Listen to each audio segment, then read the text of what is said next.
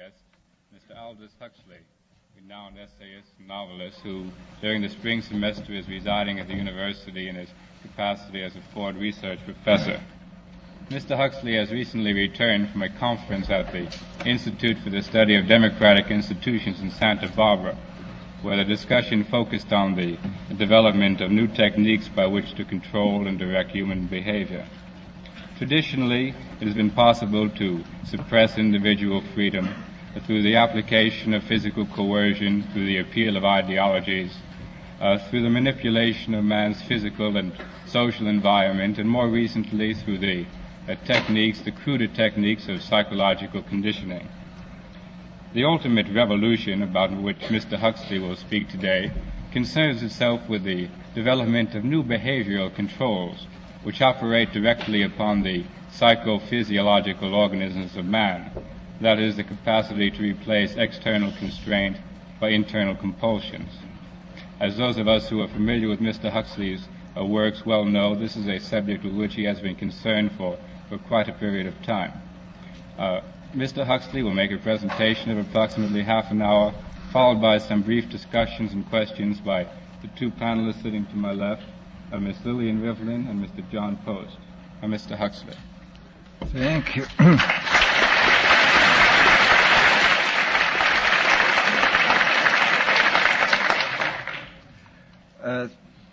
First of all, I would like to say that the conference at Santa Barbara was not directly concerned with the control of the mind. That was a conference, there have been two of them now, at the University of California Medical Center in San Francisco. One this year, which I didn't attend, and one 2 years ago, where there was a considerable discussion on this subject. At Santa Barbara, we were talking about technology in general and the effects it's likely to have on society and the problems related to technological transplanting of technology into underdeveloped countries. Well, now, in regard to this problem of the ultimate revolution, this has been very well summed up by the moderator. In the past, we can say that all revolutions have essentially aimed at changing the environment in order to change the individual. I mean, there's been the political revolution, the economic revolution, in the time of the Reformation, the religious revolution. All these aimed, as I say, not directly at the human being, but at his surroundings, so that by modifying the surroundings you did achieve, at one remove, an effect upon the human being. Today, we are faced, I think, with the approach of what may be called the ultimate revolution, the final revolution, where man can act directly on the mind-body of his fellows. Well, needless to say, some kind of direct action on human mind-bodies has been going on since the beginning of time. But this has generally been of a violent nature. The techniques of terrorism have been known from time immemorial, and people have employed them with more or less ingenuity, sometimes with the utmost crudity, sometimes with a good deal of skill acquired by a process of trial and error, finding out what the best ways of using torture, imprisonment, constraints of various kinds. But as I think it was Metternich said many years ago, you can do everything with bayonets except sit on them. That if you are going to control any population for any length of time, you must have some measure of consent. It's exceedingly difficult to see how pure terrorism can function indefinitely. It can function for a fairly long time, but I think sooner or later you have to bring in an element of persuasion, an element of getting people to consent to what is happening to them. Well, it seems to me that the the nature of the ultimate revolution with which we are now faced is precisely this, that we are in process of developing a whole series of techniques which will enable the controlling oligarchy, who have always existed and presumably always will exist, to get people actually to love their servitude. This is, seems to me, the ultimate in malevolent revolution, shall we say. And this is a problem which has interested me for many years, and about which I wrote 30 years ago a fable, The Brave New World, which is essentially the account of a society making use of all the devices at that time available, and some of the devices which I imagined to be possible, making use of them in order to, first of all, to standardize the population, to iron out inconvenient human differences, to create, so to say, mass-produced models of human beings arranged in some kind of a scientific caste system.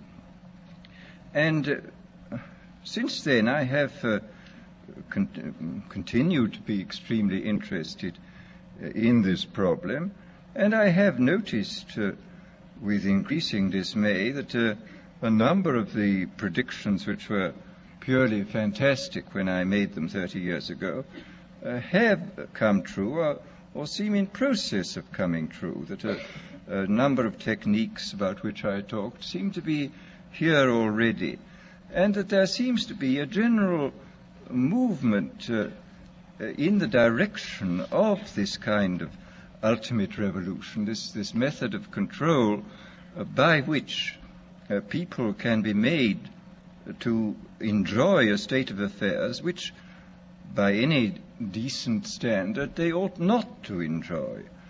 This, I mean, the enjoyment of servitude. Well, this process, as I say, has gone on for over the years, and I become more and more interested in what is happening. And here I would like briefly to compare the parable of Brave New World with another parable which was put forth more recently in George Orwell's book, 1984. Orwell wrote his book between 45 and 48, at the time when the Stalinist terror regime was still in full swing, and just after the collapse of the Hitlerian terror regime. And his book, which I admire greatly, it's a book of very great talent and extraordinary ingenuity,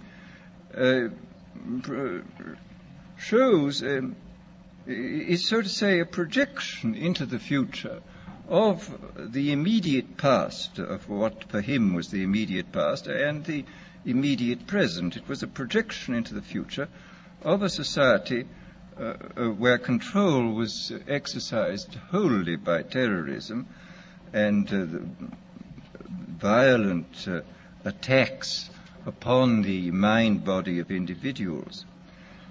Whereas my own book, which was written in 1932, when there was only a mild dictatorship in the form of Mussolini in existence, was not overshadowed by the idea of terrorism, and I was therefore free in a way which Orwell was not free, to think about these other methods of control, these non-violent methods. And I'm inclined to think that the scientific dictatorships of the future, and I think there are going to be scientific dictatorships in many parts of the world, will be probably a good deal nearer to the Brave New World pattern than to the 1984 pattern. They will be a good deal nearer, not because of any humanitarian qualms in the scientific dictators, but simply because the Brave New World pattern is probably a good deal more efficient than the other. That if you can get people to consent to the state of affairs in which they are living, the state of servitude, the state of having their differences ironed out and being made amenable to mass production methods on the social level, if you can do this, then you are likely to have a much more stable and much more lasting society, a much more easily controllable society than you would if you were relying wholly on clubs and firing squads and concentration camps. So that my own feeling is that the 1984 picture was tinged, of course, by the immediate past and the present in which Orwell was living, but that the past and present of those years does not represent, I feel, the likely trend of what is going to happen. Needless to say, we shall never get rid of terrorism. This will always find its way to the surface.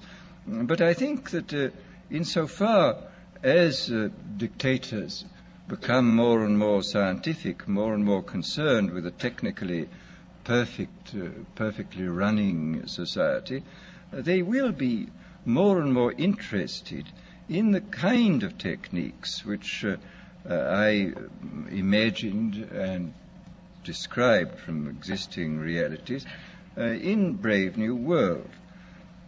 So that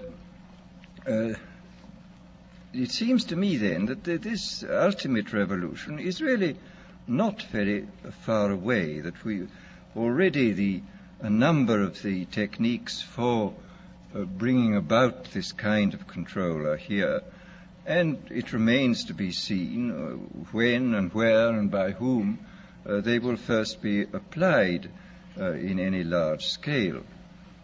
And first, let me talk about a little bit about the improvement even in the techniques of terrorism. I think there have been improvements. Pavlov, after all, made some extremely profound observations, both on animals and on human beings. And he found, among other things, that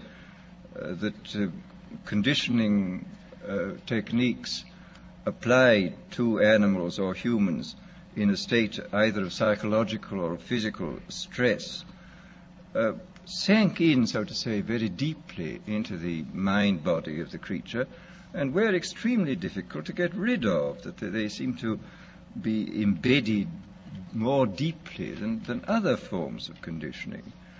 And this, of course, this fact, I think, was discovered empirically in the past. People did make use of many of these techniques.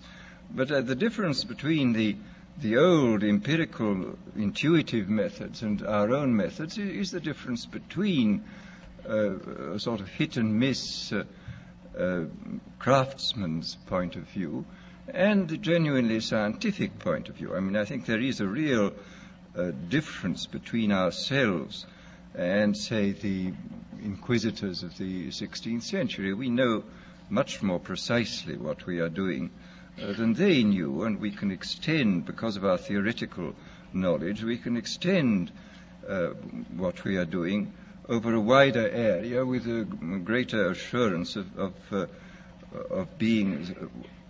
producing something which really works.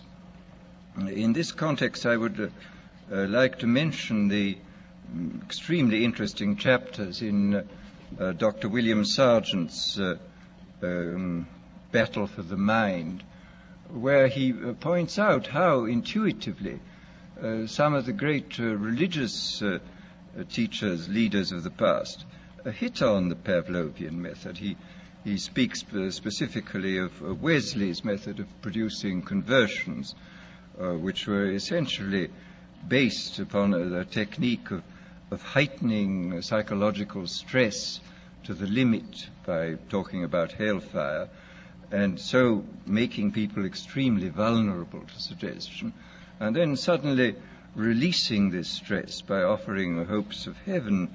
And this is a very interesting chapter of showing how completely, on purely intuitive and empirical grounds, a skilled natural psychologist, as Wesley was, could discover these Pavlovian methods. Well, as I say, we now know the reason why these techniques worked, and there is no doubt at all that we can, if we want to, carry them much further than was possible in the past. And of course, in the recent history of brainwashing, both as applied to prisoners of war and to the lower personnel within the Communist Party in China, we see that the Pavlovian methods have been applied systematically and evidently with extraordinary efficacy. I mean, I think there can be no doubt that by the application of these methods, a very large army of totally devoted people has been created. The conditioning has been driven in, so to say, by a kind of psychological iontophoresis into the very depth of the people's being, and has got so deep that it's very difficult for it ever to be rooted out. And these methods, I think, are a real refinement on the older methods of terror, because they combine methods of terror with methods of acceptance, that the person who he is subjected to a form of terroristic stress, but for the purpose of inducing a kind of voluntary, quotes, acceptance of the state and the psychological state into which he has been driven, and the state of affairs within which he finds himself. So that, as I say, there has been, I think, a definite improvement, shall we say, even in the techniques of terrorism. Well, then we come to the consideration of other techniques, of non-terroristic techniques for inducing consent and for inducing people to love their servitude. Here, I mean, I think we can, I don't think I can possibly go into all of them because I don't know all of them, but I mean, I can mention a few of the more obvious methods which can now be used and which are based upon recent scientific findings. First of all, there are the methods connected with straight suggestion and hypnosis. I think we know much more about this subject than was known in the past. People, of course, have always known about suggestion, and although they didn't know the word hypnosis, they certainly practiced it in various ways. But we have, I think, a much greater knowledge of the subject than in the past, and we can make use of our knowledge in ways which I think the past was probably never able to make use of it. For example, one of the things we now know for certain is that there is, of course, an enormous, I mean, this has been always known, a very great difference between individuals in regard to their suggestibility. But we now, I think, know pretty clearly the sort of statistical structure of a population in regard to its suggestibility. It's very interesting when you look at the findings in different fields. I mean, in the field of hypnosis, in the field of administering placebos, for example, in the field of general suggestion in states of drowsiness or of light sleep, you will find the same sorts of orders of magnitude continually cropping up. You will find, for example, that the experienced hypnotists will tell one that the number of people, the percentage of people who can be hypnotized with the utmost facility, just like that, is about 20%.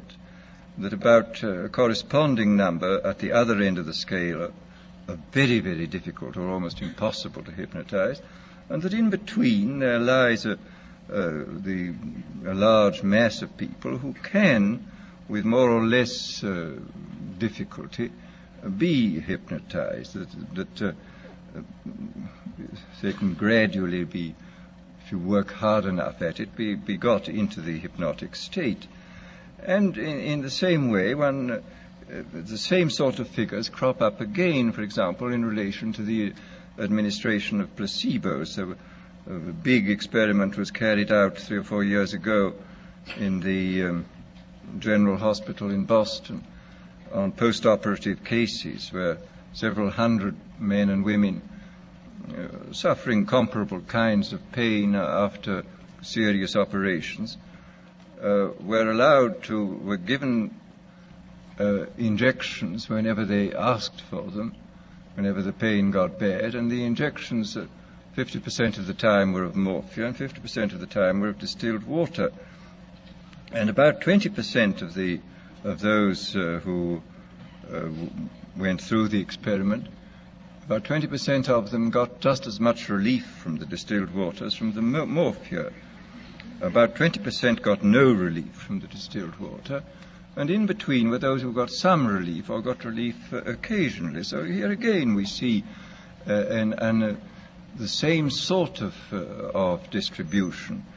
And similarly with regard to what in Brave New World I call hypnopedia, which is the sleep teaching, I was talking not long ago to a man who manufactures records which people can listen to during the light part of sleep. I mean, these are records for getting rich, for sexual satisfaction, for confidence in salesmanship, and so on. And he said it's very interesting that these records are sold on a money-back basis, and he says that there is regularly between 15 and 20% of people who write indignantly saying the records don't work at all, and he sends the money back at once. On the other hand, there are somewhat over 20% who write enthusiastically, saying they're now much richer, their sexual life is much better, etc., etc. And these, of course, are the dream clients, and they buy more of these records. And then in between are those who complain they're not getting much results, and they have to have letters written to them saying, well, go persist, my dear, go on, and you'll get there. And they generally do get results in the long run. Well, as I say, this on the basis of this, I think we see quite clearly that the human populations can be categorized according to their suggestibility fairly clearly. I suspect very strongly that this 20% is the same in all these cases. And I suspect also that it would not be at all difficult to recognize in very early childhood who were those who were extremely suggestible, who were those who were extremely unsuggestible, and who were those who occupied the intermediate space. Quite clearly, if everybody were extremely unsuggestible, organized society would be quite impossible. And if everybody were extremely suggestible, then dictatorship would be absolutely inevitable. I mean, it's very fortunate we have people who are moderately suggestible in the majority, and who therefore preserve us from dictatorship, but do permit organized society to be formed. But once given the fact that there are these 20% of highly suggestible people, it becomes quite clear that this is a matter of enormous political importance.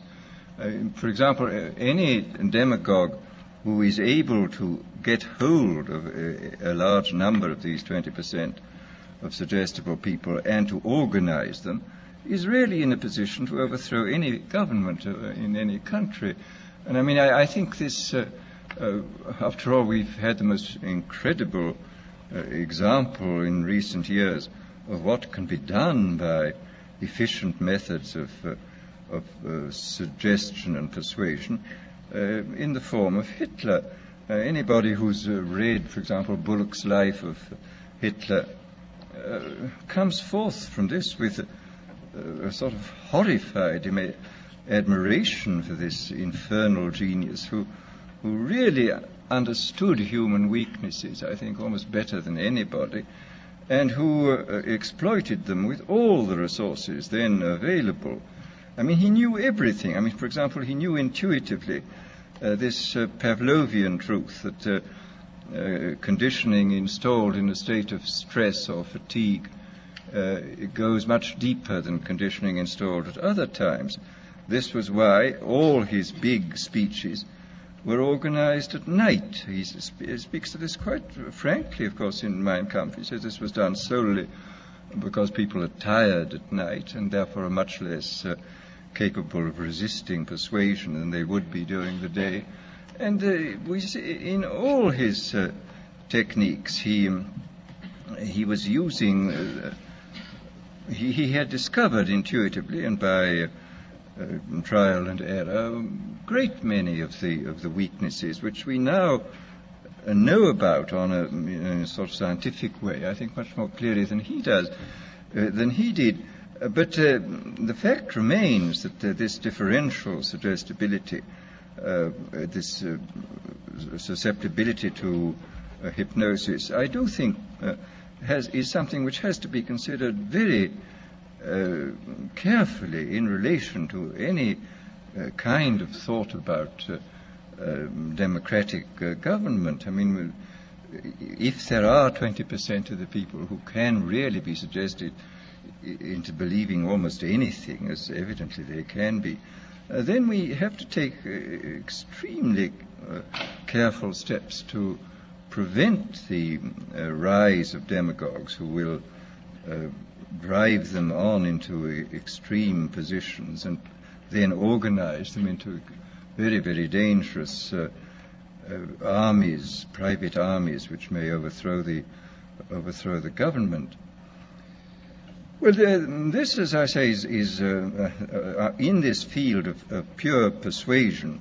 I think we do know much more than we did in the past, and obviously we now have mechanisms for multiplying the demagogue's voice and image in a quite hallucinatory way. I mean, the television and the radio, Hitler was making enormous use of the radio. He could speak to millions of people simultaneously.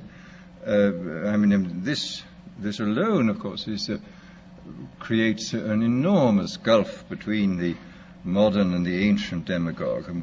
The ancient demagogue could only appeal to as many people as his voice could reach by the yelling at his utmost, but the modern demagogue can touch literally millions at a time, and of course with the multiplication of his image, he can produce this kind of hallucinatory effect, which is of enormous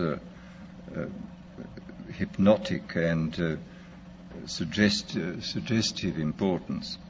But then there are various other methods which one can think of, which have, thank heaven, as yet not been used, but which obviously could be used. There is, for example, the pharmacological method. This was one of the things I talked about in Brave New World.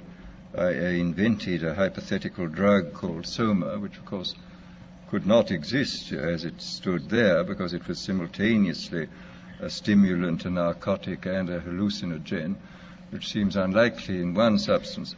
But the point is that if you applied several different substances, you could get almost all these results even now.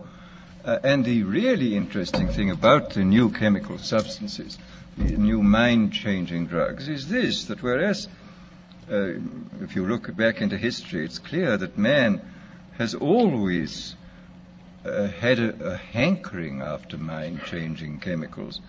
He has always desired to take holidays from himself. And this is the most extraordinary fact of all, is that every naturally occurring stimulant, narcotic, sedative, or hallucinogen was discovered before the dawn of history.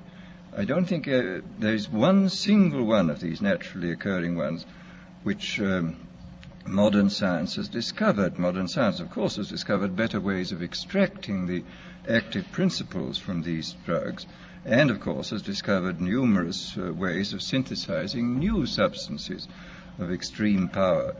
But the actual discovery of these naturally occurring things was made by primitive man, goodness knows how many centuries ago. There is, for example, in the underneath the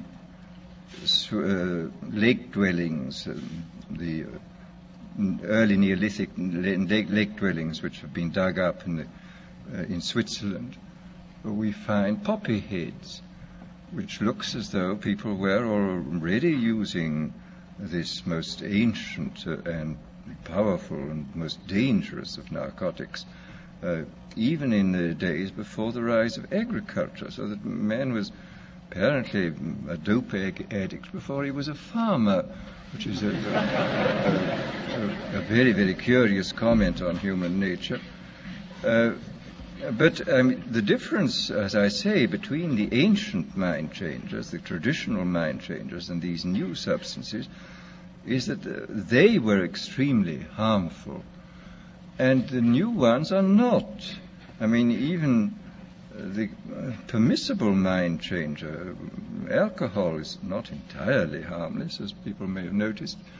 And the other ones, the non-permissible ones, such as opium and cocaine, opium and all its derivatives, are very harmful indeed. They rapidly produce addiction and in some cases lead at an extraordinary rate to physical degeneration and death. Whereas these new substances, this is really very extraordinary.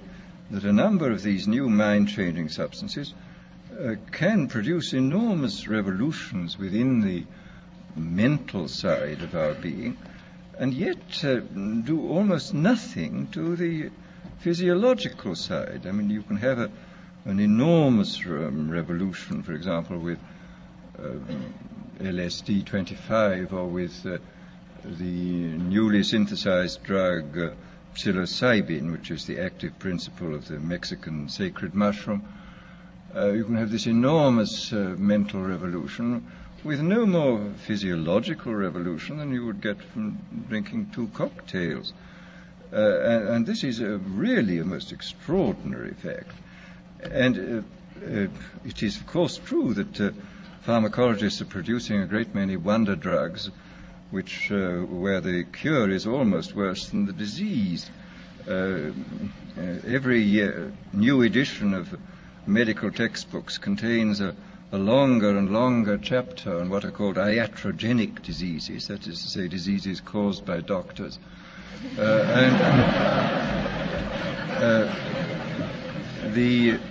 And this is quite true, that many of the wonder drugs are extremely dangerous. I mean, they can produce extraordinary effects, and in critical conditions they should certainly be used, but they should be used with the utmost caution. But there is evidently a whole class of drugs affecting the central nervous system which can produce enormous changes in sedation, in euphoria, in energizing the whole mental process, without doing any perceptible harm to the body. And in this sense, this represents, it seems to me, the most extraordinary revolution, that it in the hands of a dictator, these substances of one kind or another could be used in the most with complete, first of all, with complete harmlessness, and the result would be that I mean, you can imagine a euphoric which would make people thoroughly happy even in the most abominable circumstances. I mean, these things are possible. I mean, this is the extraordinary thing. I mean, after all, this has even been true with the crude oil drugs. I mean, as Haussmann years ago remarked apropos of Milton's Paradise Lost, he says, and beer does more than Milton can to justify God's ways to man. And beer is, of course, an extremely crude drug compared with these ones, and you can certainly say that some of the psychic energizers and the new hallucinants can do incomparably more than Milton and all the theologians combined could possibly do to make the terrifying mystery of our existence seem more tolerable than it does. So that here I think one has an enormous area in which the ultimate revolution could function very well indeed, an area in which a great deal of control could be used by, not through terror, but through making life seem much more enjoyable than it normally does. Enjoyable to the point where, as I've said before, human beings come to love a state of things which by any reasonable and decent human standard they ought not to love. And this, I think, is perfectly possible. Well, then, very briefly, let me speak about one of the more recent developments in the sphere of neurology, the implantation of electrodes in the brain. This, of course, has been done on a large scale in animals, and in a few cases it's been done in cases of the hopelessly insane. And it is, anybody who's watched the behavior of rats with electrodes planted in different centers must come away from this experience with the most extraordinary doubts about what on earth is in store for us if ever this is got hold of by a dictator. If I saw not long ago some rats in Magoon's laboratory at UCLA. There were two sets of them, one with electrodes planted in a pleasure center. And these rats were, the technique was that they had a bar which they pressed and which turned on a very small current for a short space of time, which we had a wire connected with their electrode, and which stimulated this pleasure center, which was evidently absolutely ecstatic, because these rats were pressing the bar 18,000 times a day. Apparently, if you kept them from pressing the bar for a day, they would press the bar 36,000 times on the following day and would fall till they fell down in complete exhaustion. And they would neither eat nor be interested in the opposite sex and would just go on pressing this bar. Then the most extraordinary rats were those where the electrode was planted halfway between a pleasure and a pain center, and where evidently the result was a kind of mixture of the most wonderful ecstasy in being on the rack at the same time. And you would see the rat sort of looking at its bar and sort of saying, to be or not to be, that is the question. And finally would approach and do it, and then it would go back with this awful, if one can humanize or anthropomorphize, he was feeling something terribly mixed. And he would wait for quite a long time before pressing the bar again, but he would always press it again. This was the extraordinary thing. And I notice in this most recent issue of Scientific American, there's a very interesting article on electrodes in the brains of chickens, where the technique is very ingenious. You sink into their brains a little socket with a screw on it, and the electrode then can be screwed deeper and deeper into the brain stem, and you can test at any moment, according to the depth of which goes in fractions of a millimeter, of what you're stimulating. And these creatures are not merely stimulated by wire. They're fitted with a miniaturized radio receiver weighing less than an ounce, which is attached to them, so that they can be communicated with at a distance. I mean, they can run about in the barnyard, and you can press the button, and this particular area of the brain to which the electrode's been screwed down to will be stimulated, and you will get these fantastic phenomena that a sleepy chicken will suddenly get up and rush about, or an active chicken will suddenly sit down and go to sleep, or a hen will suddenly start sitting as though it were hatching out an egg, or a rooster will start fighting, or will suddenly go into a state of extreme depression. The whole picture of the absolute control of the drives is terrifying. And in the few cases in which this has been done with very sick human beings, the effects are evidently very remarkable too. I was talking last summer in England to Grey Walter, who is the most eminent exponent of the electroencephalogram techniques in England, and he was telling me that he's seen hopeless inmates of asylums with these things in their heads, and that these people were suffering from uncontrollable depression, and they'd had the electrodes inserted into something resembling, evidently, the pleasure center of the rat.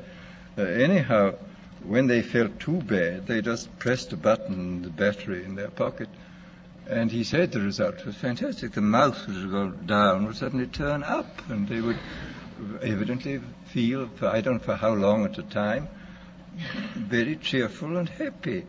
So that here again one sees the most extraordinary revolutionary techniques which are now available to us. Now, I think what is obviously perfectly clear is that for the present these techniques are not being much used except in a purely experimental way. But I think it is extraordinarily important for us to realize, first to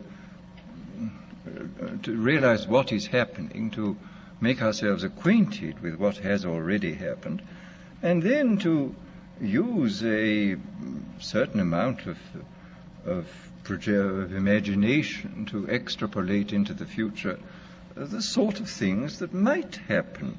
I mean, what might happen if these fantastically powerful techniques were used by unscrupulous people in authority? What on earth would happen? What sort of society would we get?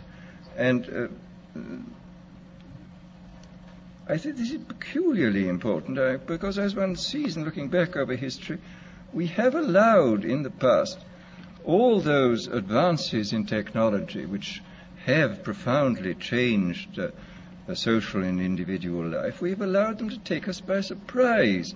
I mean, it seems to me that during the late 18th century and early 19th century, when the new machines were making possible the factory system, it was not beyond the wit of man to see to look at what was happening and to project into the future, and maybe to forestall the really dreadful consequences which plagued England and most of Western Europe and most of this country for about 50 or 60 years, the horrible abuses of the factory system. I mean, if a certain amount of forethought had been devoted to the problem at that time, if people had first of all found out what was happening and then used their imagination to see what might happen, and then had gone on to work out means by which the worst applications of the new techniques should not take place, then I think Western humanity might have been spared about 3 generations of utter misery which was imposed upon the poor at that time. And similarly with various technological advances now. I mean, it's quite clear we have to start thinking very, very hard about the problems of automation. And again, I think we have to think still more profoundly about the problems which may arise in relation to these new techniques, which may contribute to this ultimate revolution. Our business is to, first of all, as I say, to be aware of what is happening, then to use our imaginations to see what might happen, how this might be abused, and then, if possible, to see that the enormous powers which we now possess, thanks to these scientific and technological advances, shall be used for the benefit of human beings and not for their ultimate degradation. Thank you.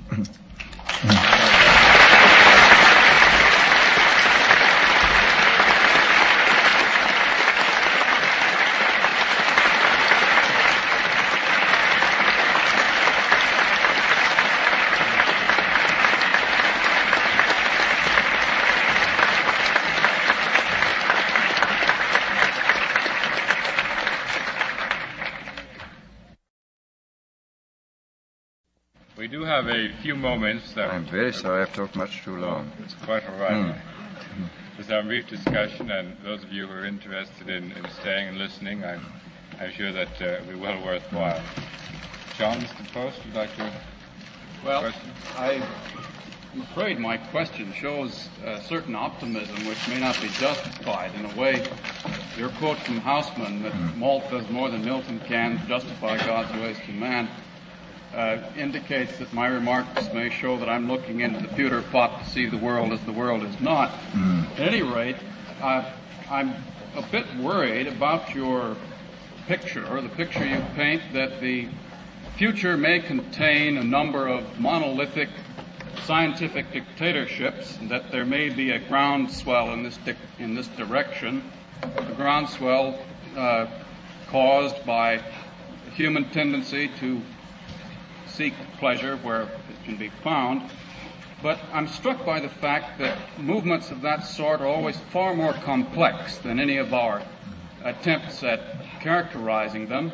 And I think that perhaps in this complexity lies a ray of hope, that the future may not contain such monolithic scientific dictatorships, and that the developments which we can expect in light of the various technological achievements you mentioned may not lead in the direction of scientific dictatorships in the way you indicate. That this may depend to a great extent upon the nature or the characteristics of the nations in which these results are first introduced. In other words, my question really is, when you project into the future and you say that the chances are very great of dictatorships of this kind occurring, could you qualify a bit more what the chances are? Well, I say I don't think the chances are very great. I think they are there. And I would think that one of the reasons why we may get more dictatorships than we like lies in quite a different field. I mean, with large parts of the world increasing at 3% per annum in the population, goodness knows what is going to happen. I mean, for example, I was in India last autumn, and of course this is unutterably depressing, the enormous poverty, and the depression grew a great deal with the announcement just when we were there that the United Nations had come to the conclusion that its earlier estimates of the increase of the Indian population were very much too low. The estimates had been in the neighborhood of 1.7% per annum, which is about the same as the United States, which had to be corrected up to 2.2 or 2.3, which I think doubles the population in about 32 years. And of course there are large parts of the world where the increase is fully 3%, and in certain parts of the world even 4%. I mean, 3% doubles the population in 24 years, and 4%, I forget, in about 16, I think. But it seems to me that the danger in regard to dictatorship arises as the population presses more heavily upon resources, and as the rising tide of expectation, which certainly exists in these underdeveloped countries, is frustrated, as undoubtedly it is going to be, because it is almost impossible to make any development which shall catch up with, much less go faster than the population increase. So we may get a great deal of social unrest, and of course social unrest leads first to chaos and then to dictatorship. I mean, I think that the prospect of some kind of dictatorship, either military or communistic, I think in most cases more likely military, it seems to me very great within the next 15 to 20 years. And whether some of these dictatorships may make use of these modern methods remains to be seen. But I think unhappily the prospects for dictatorships in large areas of the world seem to me very great at the moment. I think that there is a considerable likelihood of this thing happening. The implication seems to be that we ought to be apprehensive that these techniques fall into the hands of dictatorships, demagogues, etc. But I could easily envisage a situation where Western democracies could use these methods, such as electrodes attached to the brain of the sac, in order to avoid accidental war. This could be put in very moral terms. Or that you give soma to the discontented minority of the population who are suffering from anomie, etc. Would you care to comment about the use of these techniques by democratic states? Well, you're a lot more pessimistic than I am, but maybe your pessimism is justified. I don't. I mean, this is the awful fact remains that when techniques have been discovered, sooner or later they tend to be applied. And in these techniques, where the object of application is the human being, you're obviously up against the most dangerous situation. And what will be the temptation for those in power? I mean, after all, we pray regularly not to be led into temptation, and this is a very profound and important prayer. I mean, experience sadly shows that if we are tempted long enough and strongly enough, we almost invariably succumb, and that the whole process of setting up a decent society is essentially setting up a society in which temptations to abuse power and shall be reduced to a minimum. But these new techniques, I think, do constitute a series of very powerful temptations, which to those in authority may finally turn out to be irresistible. I hope not, but I think what you say is something which we have to think about. I mean, that this might be applied with justification, as you say, in the highest patriotic and moral terms, even in democratic societies. I trust not, but one never knows, particularly under conditions of extreme military stress. It would appear, sir, that the type of dictatorship which you have outlined for us here today, and in more detail in the Brave New World, would tend to be self-perpetuating unless there's a rise such a sharp social crisis as to disrupt the pattern of authority and break the hold which is being passed on from one generation to the other in these terms. but it would appear that the type of social crisis involved in large-scale warfare, whether it be nuclear warfare or otherwise, or the type of crisis involved in widespread famine, etc., would tend to disrupt this pattern of dictatorship. Therefore, would you say that it's necessary to have a high degree of social stability in terms of economic conditions, in terms of world peace, before a dictatorship of the sort you have described for us would be able to really imprint itself upon a population? This, I think, is very important. I mean, I think it's obvious that such a dictatorship, if it were going to survive, would have to guarantee the adequate food supplies. I mean, I think, and whether it could in fact do this while the kind of international tensions, whether we can expect a long-lasting dictatorship within the context of nationalism, I don't know. I don't think so. I think we can expect dictatorships to arise, but not long-lasting ones. I mean, I think that even the best organized dictatorship within the context of nationalism is likely, as you say, to lead to break itself down, because one side of the paranoid state of mind will lead it into conflict, and which will, of course, destroy it, finally destroy it. I mean, this is a very important point. And then, of course, another point which was made by Sir Charles Darwin in his book, The Next Million Years, which I think was one which, in different terms, I envisaged in Brave New World. I mean, he points out that the human species is still a wild species. It has never been domesticated. I mean, a domesticated species is one which has been tamed by another species. Well, until we get an invasion from Mars, we shall not be tamed by another species.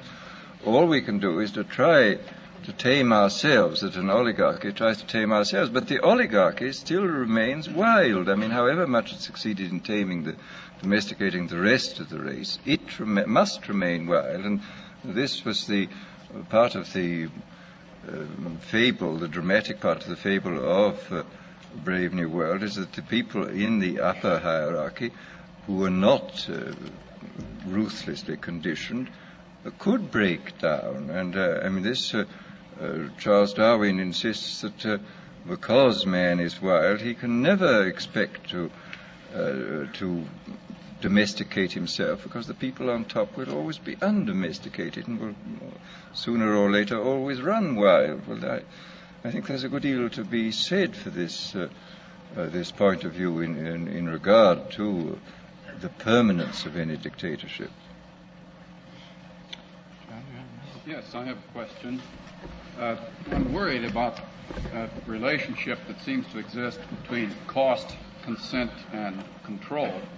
If a government wants to control its people, of course, its job will be easier if they are more willing to consent, and the job will be correspondingly more costly if the corresponding consent isn't there. Could you make a few remarks about the economic feasibility of introducing biological controls of the sort you talk about? I don't know. I mean, wouldn't it, I would have thought in some ways it would be cheaper than maintaining very large security forces and concentration camps and so on. I mean, just as in asylums, chemical control is a great deal simpler and cheaper than physical control. I mean, the bad old days of straight jackets and manacles and so on required quite a lot of people to handle the insane, whereas the tranquilizers seem to require much fewer. I mean, that you can get equal results with simpler and certainly pleasanter means. I have no idea about the actual cost situation, but it seems to me that it might actually be cheaper. I don't know. Well, I see that some of you are leaving for your 4 o'clock classes, and I would give you an opportunity to leave now. If Mr. Huxley would be willing, we might be able to entertain some questions from the floor for a few moments. Would you say? Certainly, yes. Will those of you who are obliged to leave now, please return? I apologize having gone on so long. No, that's fine. I'm sure they much prefer to hear you discuss these questions, but I think we might be able to spell up. I hope you're not finding it as uncomfortably warm in here. Well, it's getting a little warm, isn't it? There seems to be a completely windowless hall, isn't it? This is part of the conditioning process, I'm sure.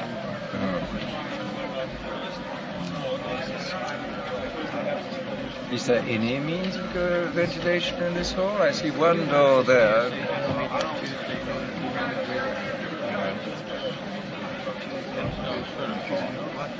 But the next Tuesday at 2. Next Tuesday. I think there is some ventilation. Ventilation never seems to be able to meet the demands of the time.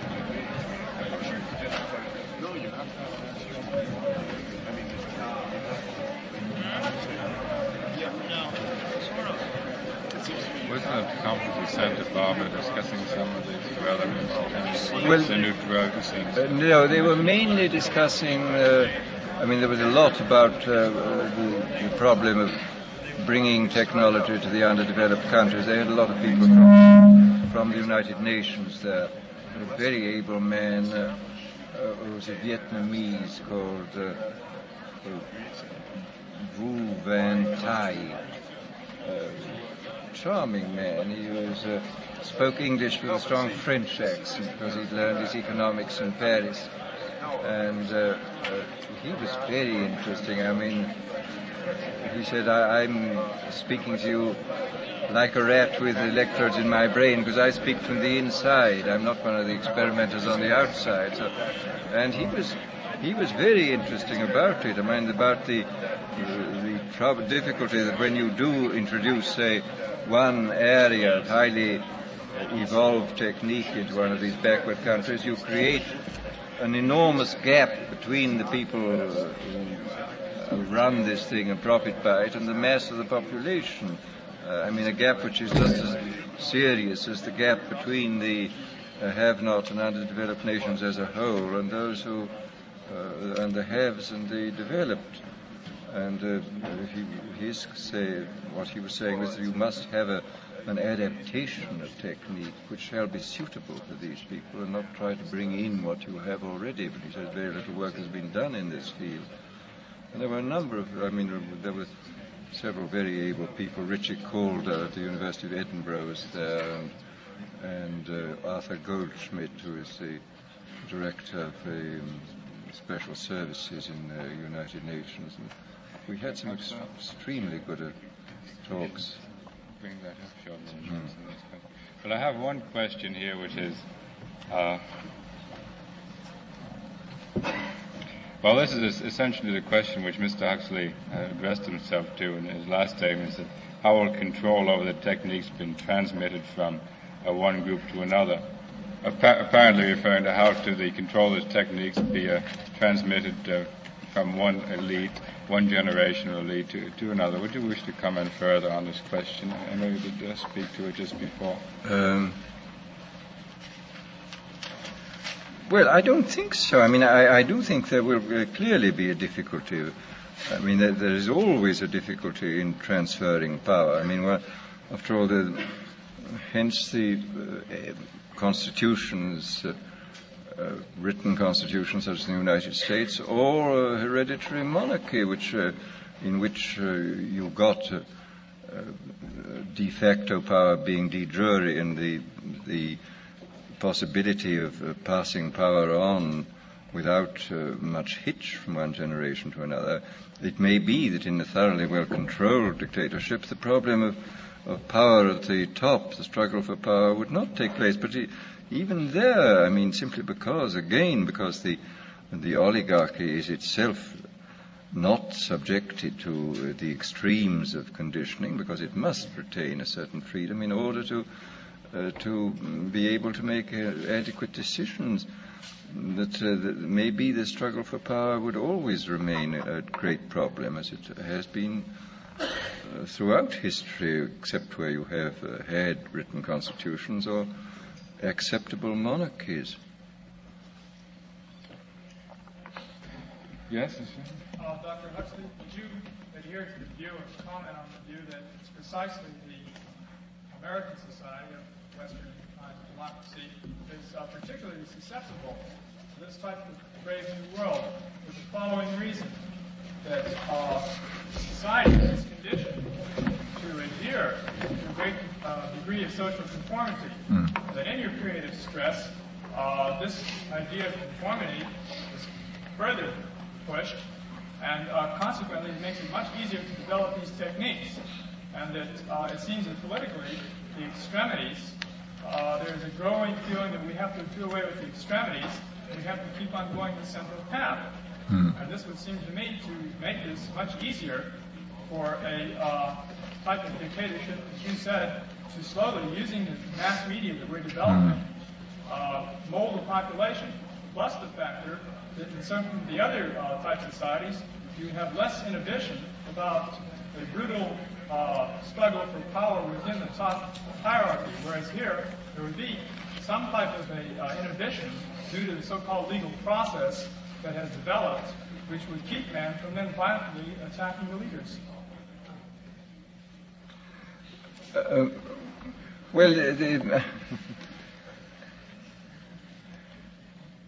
This business about conformity, I just don't know. It seems extremely difficult, certainly for me, to judge whether there is a higher degree of conformity here and now than there has been in other places and in the past.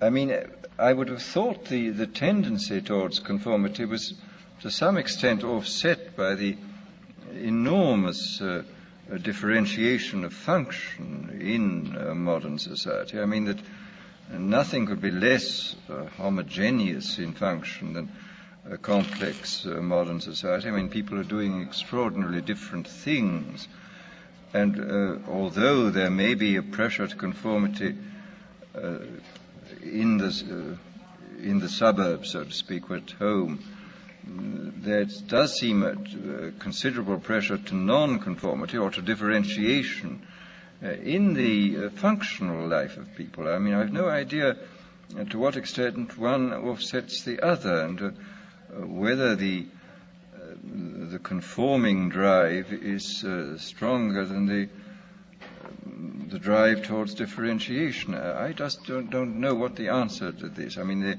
I read about the high degree of conformity, and of course one does see that certainly as compared with the 19th century, this society does seem to be more conformist. I mean, if one reads the history of the utopian colonies which were set up during the 19th century, this is really extravagant. I mean, that it's inconceivable to think of anything like the Oneida community or Brook Farm even being set up today. I mean, that this would be so outrageous that it would be impossible to imagine.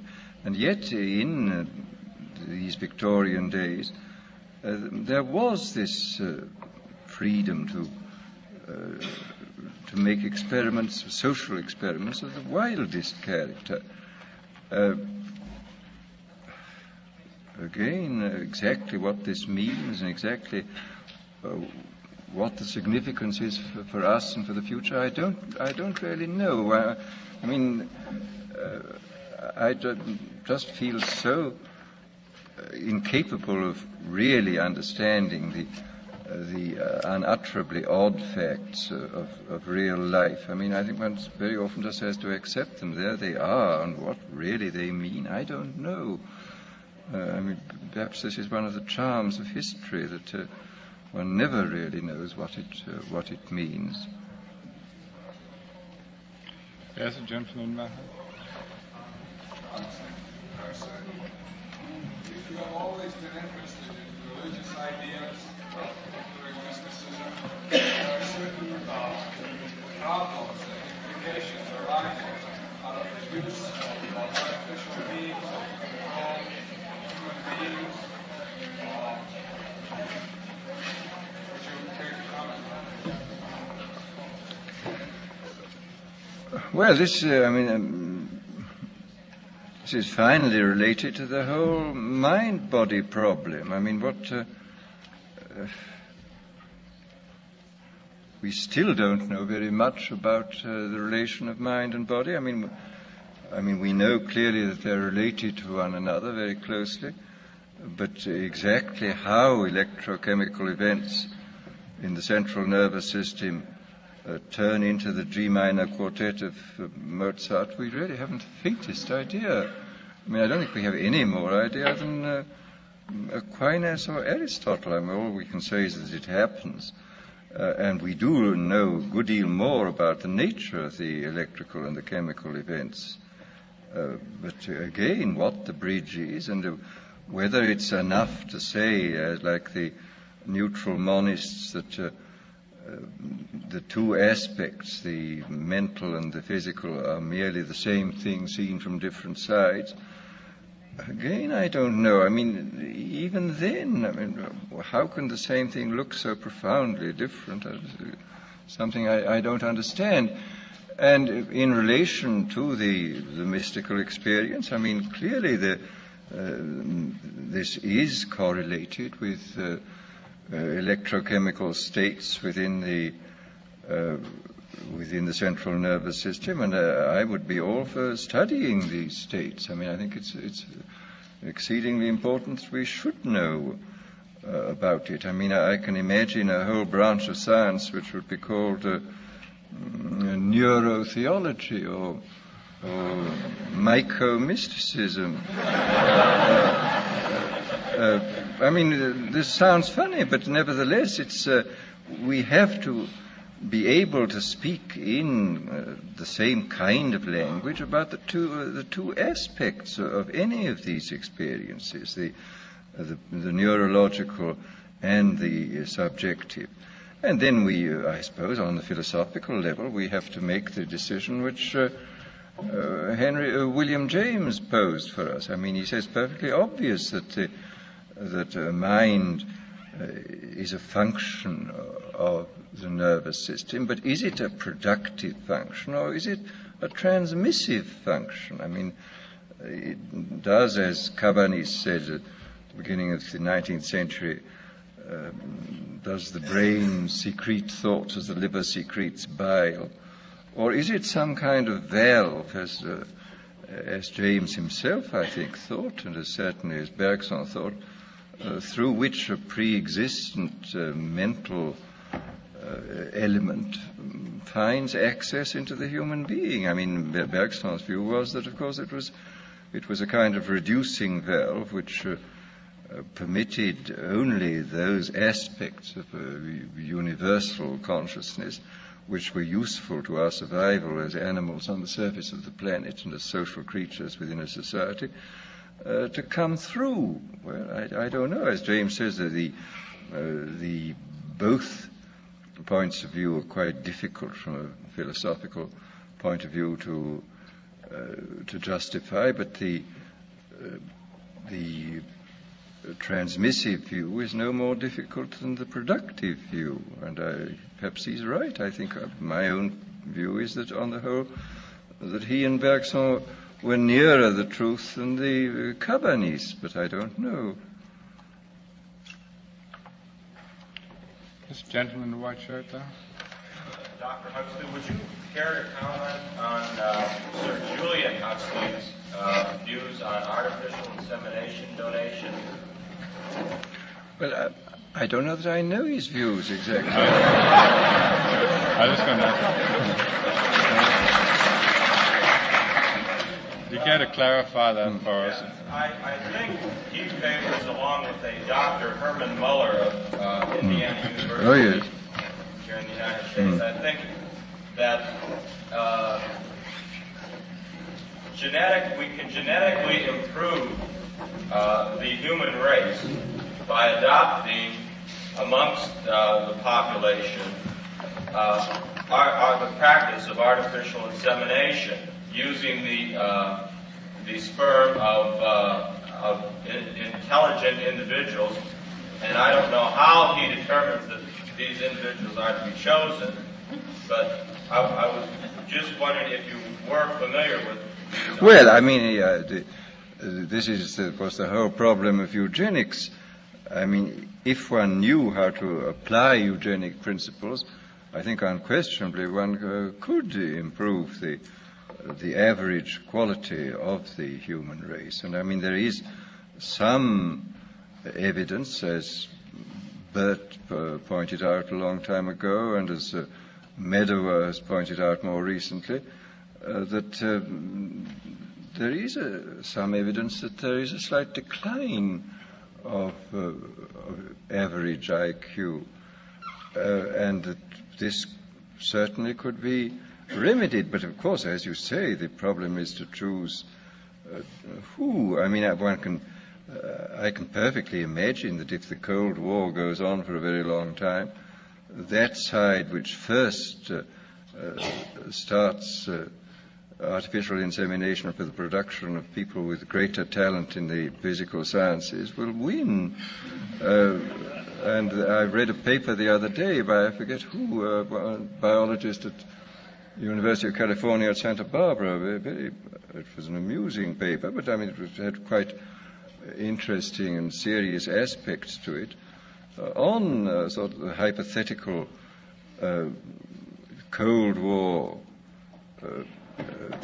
action on the part of the dictatorial powers who were able to make use of eugenics in ways which would not, as this author whose name I cannot now remember, in ways which were not necessarily very tyrannical, because after all, the woman would be allowed to marry whomever she liked, but provided she had children by selected fathers outside the relationship. So that, I mean, there would be the actual personal relationships between husband and wife would not be modified seriously.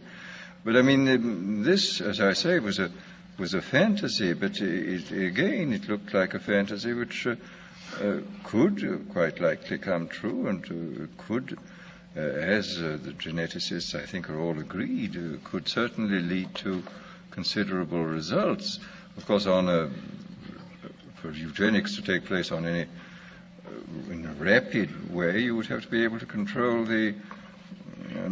not merely the male genetic factors, but the female, which is, of course, much more difficult, but not impossible, I imagine. I have one written question here I'd like to read out to us.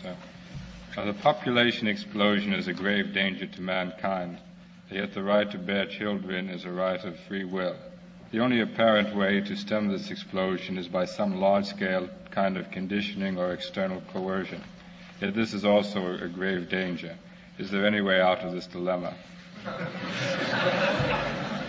Well, the way out of the dilemma surely has been pointed out in most countries of the West, where people voluntarily have limited the size of their families. I mean, this has happened without any coercion, unless you call the desire to have a good economic life and to bring up your children well a coercion. But I mean, this has in fact occurred. And I mean, in this country, after having reached a low during the Depression, the birth rate happens to have gone up. But I mean, the point is that the control of the size of families is now completely voluntary here. I mean, or more or less completely voluntary, and which makes it profoundly different from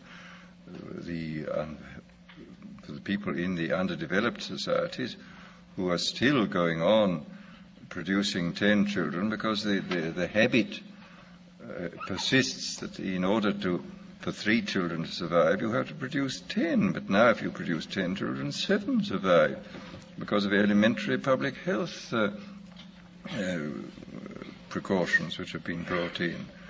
Hence, of course, the enormous sudden increase, the death rate, which used to be in the upper 30s, as was the birth rate, has now fallen in many of these countries to 15 and 12 and even 10. So naturally there's an enormous increase. But it's certainly going to take some time to get people to change their habits. I mean, psychological inertia is much more powerful than physical inertia. I mean, it's much easier to push a 10-ton truck than a human being. Mr. Post has one further question here. You've spoken of the ends to which drugs should not be devoted, such as increasing conformity, making men more content with what is actually an intolerable situation, securing the power of a small elite, and so on. To what ends do you think these drugs should be devoted, granted that we have them? Well, I mean, I think therapeutically some of them are very valuable. I think already, for example, some of the so-called psychic energizers have done a great deal in the mental field. I mean, I understand from Dr. Nathan Klein, for example, that in very many cases you can use some of these psychic energizers instead of the electroshock therapy. And people say that electroshock therapy doesn't do any harm, but I cannot believe that partial electrocution is good for anybody. And it seems to me a very good thing that if you can get people on a maintenance dose to get them out of these awful catatonic and depressed conditions, which you seem to be able to do. And after all, there are many people, it seems to me, outside institutions who have tendencies in the same direction, which I think a genuine psychic energizer might be, which could be used without harm to people, would be of immense value. There was even, it was stated a few years ago, I remember, that the Russians had a 5-year plan for increasing mental efficiency by chemical means. I don't know whether this has gone on and what they've discovered, but I would think it's probably on the cards that you could increase the span of attention, the amount of time you could concentrate on things, the power of observation and so on, by chemical as well as by educational means. I mean, I think that there are a number of probably quite good things you could do. And then, again, in the case of these very strange substances like psilocybin and lysergic acid, I think there's a great deal to be said for doing what William James talked about, of getting people to realize that their ordinary sort of common sense view of the world is not the only view, that the universe they inhabit is not the only possible universe, and that there are other very strange universes which some people spontaneously inhabit. I mean, a man like William Blake obviously inhabits an extremely different universe from that which most people inhabit.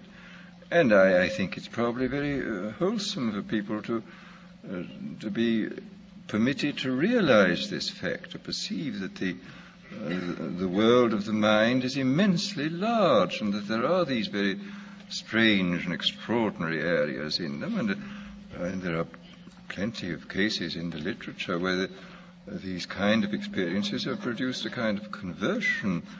The work which is being done at Harvard now by Leary in the prison, in the local prisons in Boston, it's very interesting, a sort of a series of extraordinary conversion experiences among hardened criminals have emerged from this. And here again, there may be, I mean, we don't know enough about the subject yet, but there may be possibilities of very great importance here of sort of removing obstacles. I mean, the justification was stated by Bergson years ago when he was defending William James against his use of nitrous oxide.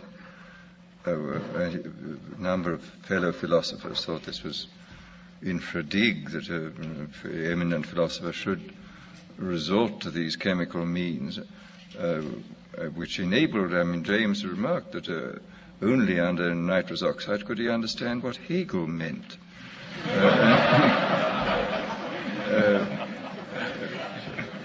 Bergson said that it must be realized that the experiences which Mr. James described are not caused by the gas.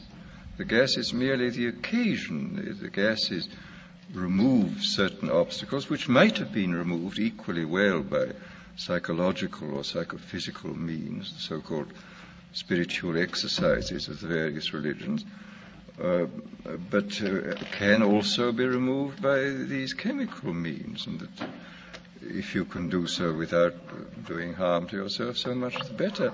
And incidentally, it's one of the great tragedies, I think, in psychological research that James, I think in about 1905, made an experiment with peyote. And as he had a rather weak stomach, all that he got was violent vomiting. He said, "I'm afraid I must take the visions for granted. I got only the nausea." And it's an awful pity. If he'd had a stronger stomach, we should have had this research beginning 50 years ago. But his weak stomach prevented this, and we've had to wait till much later to get this thing really going.